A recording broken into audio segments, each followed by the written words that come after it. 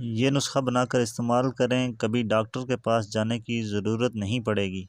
बिस्मिल्लाहिर्रहमानिर्रहीम। शुरू करते हैं अल्लाह ताला के पाक नाम से जो बड़ा मेहरबान नहायत रहम करने वाला है।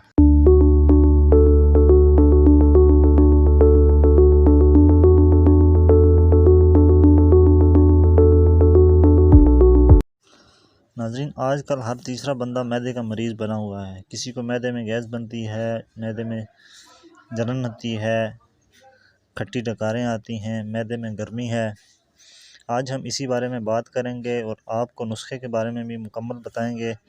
ये नुस्खा बनाने में बिल्कुल आसान है, सस्ता भी है और मुजर्रब तरीन है। हर बंदा आसानी से घर पर बना सकता है। हज़ारों हुक्मा हज़रात अपने मकतब पर भी बनाकर इसको इस्तेमाल करवा चुके हैं और इंशाअल्लाह कमाल का रिज़ल्ट हासिल हो चुका है। आज मैं आपको मुकम्मल तफसील से बताऊंगा कि इस नुस्खे में क्या क्या चीज़ें इस्तेमाल होती हैं, इसकी मिक़दार ख़ुराक क्या है, कैसे इस्तेमाल करना है। तो वीडियो शुरू करने से पहले अगर आपने मेरे चैनल को सब्सक्राइब नहीं किया तो सब्सक्राइब कर लें और बेल आइकन को दबा दें ताकि नई आने वाली वीडियो की नोटिफिकेशन आप तक बर वक्त पहुँच सके।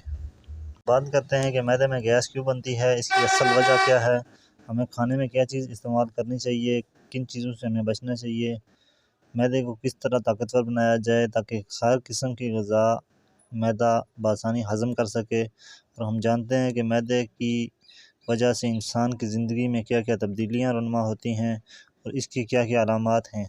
नाज़रीन, मैं आपको बताता चलूँ कि मैदे के मरीज़ की सबसे बड़ी अलामत ये है कि वो बेचैनी महसूस करता है, सुस्ती महसूस करता है, किसी भी काम में दिल नहीं लगता, हर वक्त परेशान रहता है, किसी से बात नहीं करना चाहता, तन्हाई पसंद हो जाता है, भूख लग जाए तो खाना देखकर जी भर जाता है, खाने की कोशिश करे तो मतली आती है, कै हो जाती है, घबराहट होने लगती है, इंसान चिड़चिड़ापन में मुब्तला हो जाता है, किसी से बात करे तो गुस्सा करता है, हर बात पर उसे गुस्सा आ जाता है, अपनी मनमानी करता है और ऐसी बहुत सी अलामात में मुब्तला हो जाता है।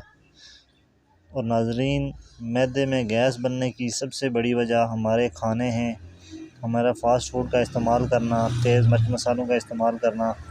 इसकी वजह से हमारे मैदे गैस बनाना शुरू कर देते हैं, तेज़ाबियत शुरू हो जाती है, मैदे में गर्मी पैदा हो जाती है, खाना हज़म नहीं होता, कब्ज़ हो जाती है, ये तमाम अलामात शुरू हो जाती हैं। हमें खाने में ज़्यादा से ज़्यादा सब्ज़ियाँ इस्तेमाल करनी चाहिए, ताज़ा फल फ्रूट, मौसमी फल जो भी हो उसको ज़्यादा से ज़्यादा इस्तेमाल करना चाहिए। जितना भी हो खाने में एहतियात करनी चाहिए, खाना पेट भर कर नहीं खाना चाहिए, थोड़ी भूख रख कर पेटा खाना खा लें। उसके अलावा सुबह नाश्ते में आप दलिए का इस्तेमाल कर लें, दूध वगैरह का इस्तेमाल ज़्यादा करें, फरमा लें। सबसे पहले आपने लेना है धनिया खुशक, हर घर में इस्तेमाल होने वाली चीज़ है, पंसार स्टोर से आम मिल जाता है। लेना है ज़ीरा सफ़ेद जो आप हर खाने में इस्तेमाल करते हैं, मसालों में आम डलता है। तीसरे नंबर पे आपने लेना है सौंफ, किसी भी आम पंसार स्टोर से दवाखाने से मिल जाता है, बआसानी मिल जाता है। चौथे नंबर पे आपने ले लेनी है कुज़ा मिस्री, जिसको मिस्री भी कहते हैं, कुज़ा मिस्री भी कहते हैं। ये आपने ले लेनी है अच्छी क्वालिटी की। इन चारों चीज़ों का वज़न नोट फरमा लें।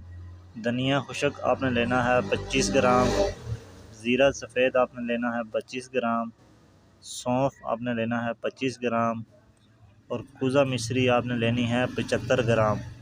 यानी इन तीनों चीज़ों का, ज़ीरा, धनिया और सौंफ के हम वज़न आपने कुज़ा मिस्री ले लेनी है। अब आपने इसको बनाना कैसे है, आपने तमाम चीज़ों को अलग अलग कूट कर या फिर मिक्स करके इसको ग्राइंड कर लें, बारीक पाउडर करके किसी जार में रख लें।